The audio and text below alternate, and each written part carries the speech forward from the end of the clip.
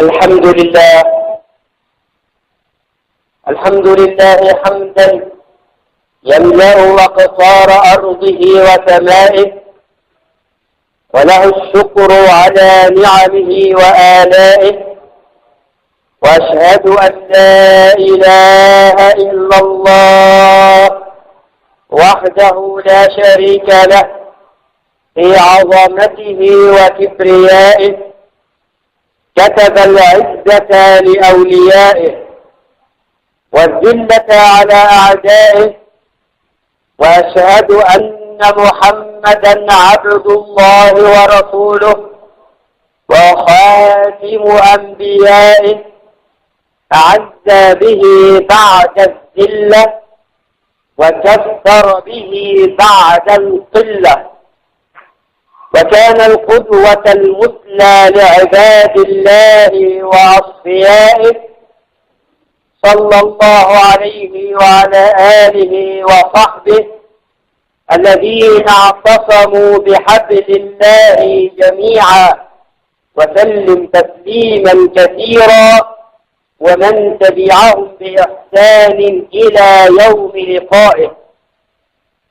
أما بعد، يقول الله سبحانه وتعالى في محكم التنزيل: لقد من الله على المؤمنين إذ بعث فيهم رسولا منهم يتلو عليهم آياته ويزكيهم ويعلمهم الكتاب والحكمة، وإن كانوا من قبل لفي ضلال مبين.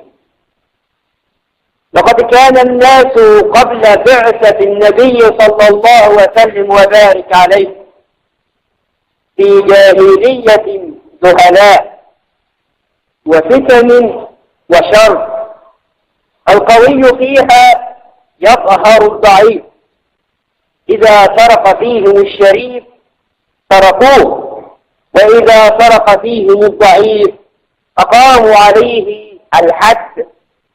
ظلم وقهر وقتل ونهب، ظلمات بعضها فوق بعض. وقد بلغ الظلم قبل البعثة النبوية مدى بعيدا، إذ أصبح من شيم النفوس عندهم أن من لم يظلم فإنما ذلك لعلة فيه منعته من الظلم الذي هو محل افتخار في الجاهلية، حتى قال قائلهم: ألا لا يجهلن أحد علينا فنجهل فوق جهل الجاهلين. ظلم في الدماء، وظلم في الأعراض، وظلم في الأموال، وغش في المكاييل والموازين، وازدراء واحتقار للمرأة حتى ولدت حية فقتلت، وسيسألها ربها جل وعلا بأي ذنب قتلت.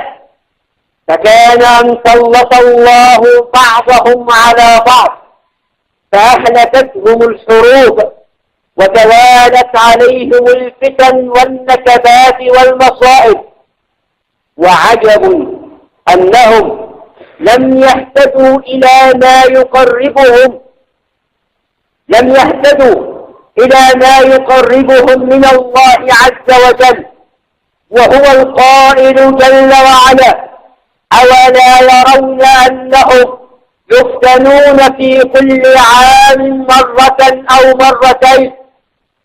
أولا يرون أنهم يفتنون في كل عام مرة أو مرتين ثم لا يتوبون ولا هم يذكرون؟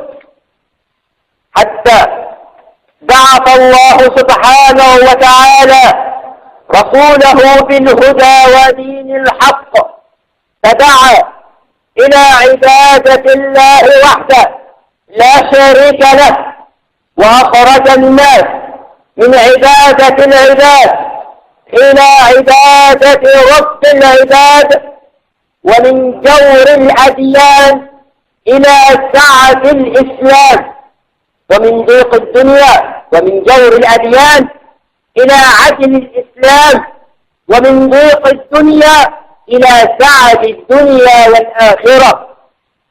فأقر صلى الله وسلم وبارك عليه التوحيد الخالص، ونهى عن الشرك بالله جل وعلا، ومنع الظلم والغش والعدوان، وأكرم المرأة أيما إكرام، فجعل النساء شقائق الرجال. وقال صلى الله وسلم وبارك عليه مؤكدا على ذلك فقال: استوصوا بالنساء خيرا. وأبطل صلى الله وسلم وبارك عليه بدعوته بدينه الذي جاء به من قبل رب العالمين، أبطل فوارق الجاهلية، فلم يفرق صلى الله وسلم وبارك عليه بين أبيض وأسود، ولا بين شريف وحقير، وإنما قال صلى الله وسلم وبارك عليه: وكونوا عباد الله إخوانا. فصار صلوات ربي وسلامه عليه داعيا إلى الله سبحانه وتعالى إلى ما أوحى إليه ربه ومولاه بقوله: يا أيها الناس إنا خلقناكم من ذكر وأنثى وجعلناكم شعوبا وقبائل لتعارفوا إن أكرمكم عند الله أتقاكم، إن أكرمكم عند الله أتقاكم، إن الله عليم خبير. فأمره صلى الله وسلم وبارك عليه، أمرهم بالتعاون لا التناصر، وبالتناصر لا التخاذل، وجعل الميزان هو تقوى الله. جعل الميزان في دين الله سبحانه وتعالى ليست الأموال ولا المناصب ولا الجاه ولا السلطان، إنما المقياس في دين الله سبحانه وتعالى هي التقوى. فهي التي رفعت بلال الحبشي، التقوى هي التي رفعت بلال الحبشي وأرضت أبا لهب في نار ذات لهب. قال تعالى: إنما المؤمنون أخوة، لعمرك ما الإنسان إلا بدين، فلا تترك التقوى اتكالا على النفس، فقد رفع الإسلام سلمان فارس، وقد وضع الشرك الشريف أبا لهب.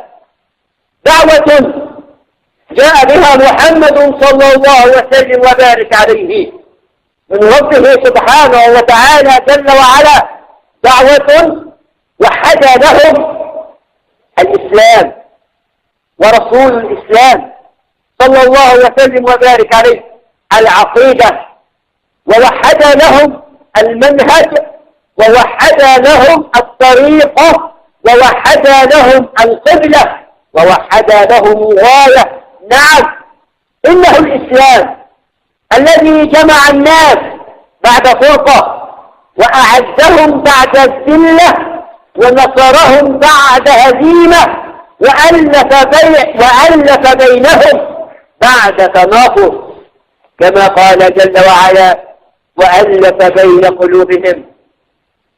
لو أنفقت ما في الأرض جميعا ما ألفت بين قلوبهم، ولكن الله ألف بينهم، إنه عزيز حكيم. فيقول المولى جل وعلا ممتنا على رسوله أنه هو الذي ألف ووحد بين قلوب المؤمنين، فقال: وألف بين قلوبهم. لو أنفقت أي يا محمد صلى الله وسلم وبارك عليه، لو أنفقت ما في الأرض جميعا من أموال وعمارات وتجارات، ما استطعت أن تؤلف بين قلبين من قلوب الناس، لأن القلوب بيد الرحمن، فهو الذي يستطيع أن يؤلف بين قلوب المسلمين فيجعل المسلمين على قلب رجل واحد وألف بين قلوبهم.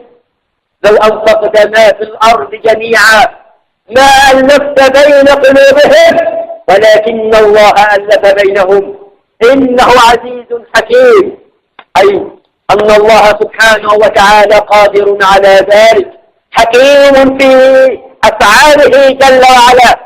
إنها الوحدة العربية الإسلامية بكل ما تعنيه هذه الكلمة، الوحدة التي جمعتهم على إله واحد ورسول واحد وكتاب واحد حتى صارت الإسلام كالجسد الواحد إذا اشتكى منه عضو تداعى له سائر الجسد بالسهر والحمى، كما صح الخبر عن النبي صلى الله وسلم وبارك عليه.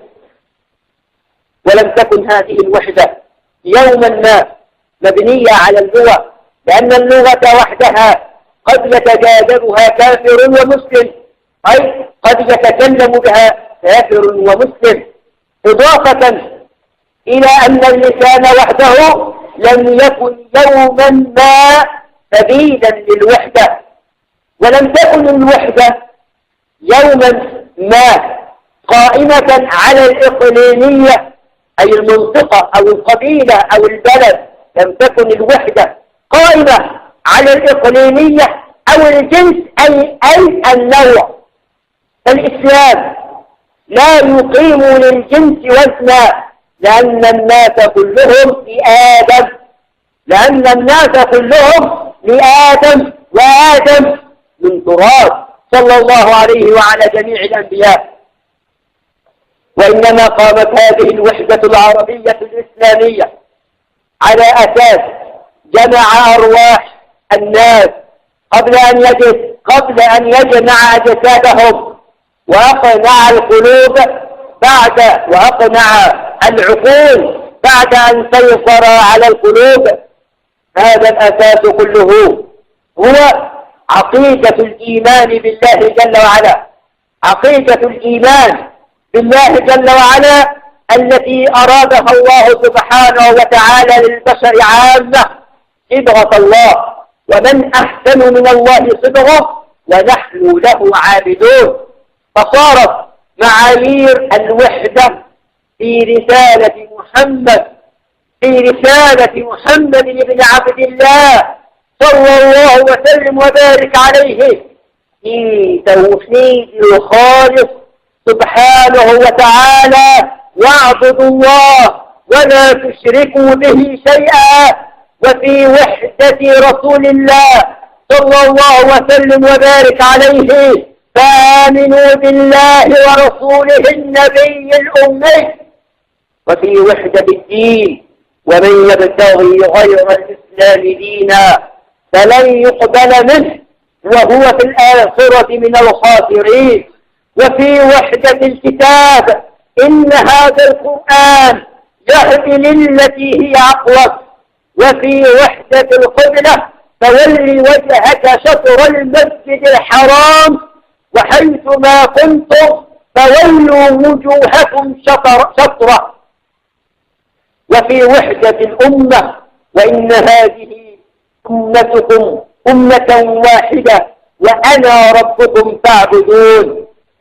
إن الأمة الإسلامية لن ترتقي بنفسها إلا بالإسلام، ولن يكتمل إسلامها إلا بوحدتها، ولن يتحقق نصرها إلا باجتماعها، وليس بانتصارها وهزيمتها علاقة بقوة العدو أو ضعفه. ليس لانتصار الأمة أو هزيمة الأمة علاقة بقوة العدو أو ضعفه، بقدر ما هو لتفرقها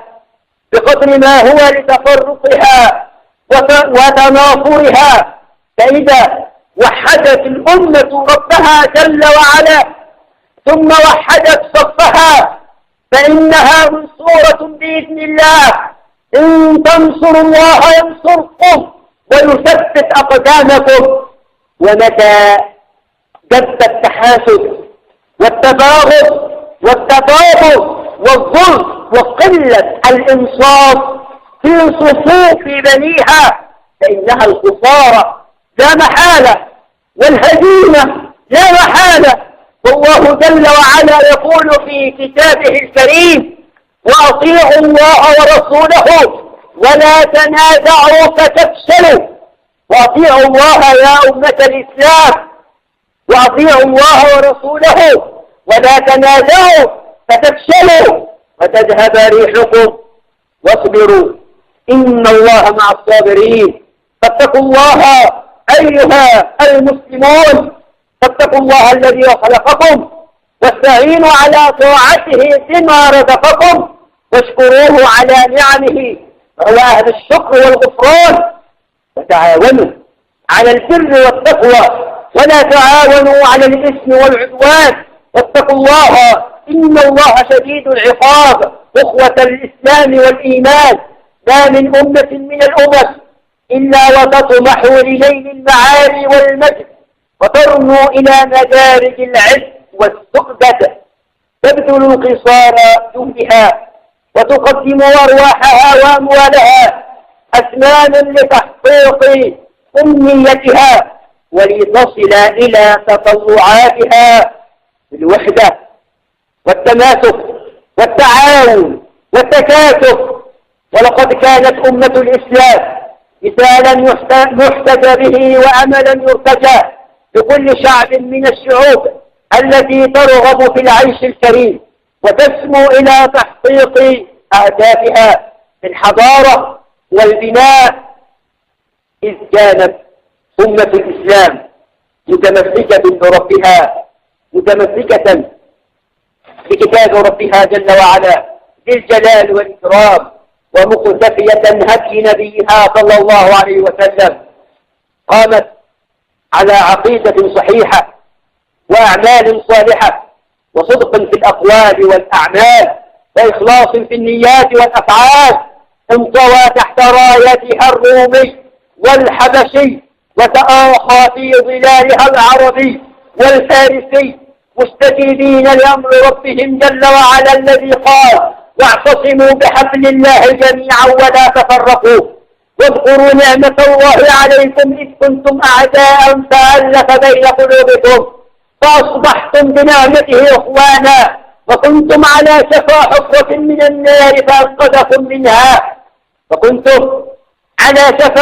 من النار فأنقذكم منها كذلك يبين الله لكم آياته لعلكم تهتدون. أيها الأحبة الكرام، لقد عاشوا كالجسد الواحد إذا تألم منه عضو تألم لألامه سائر الأعضاء، كأنهم جميعا على أتقى رجل واحد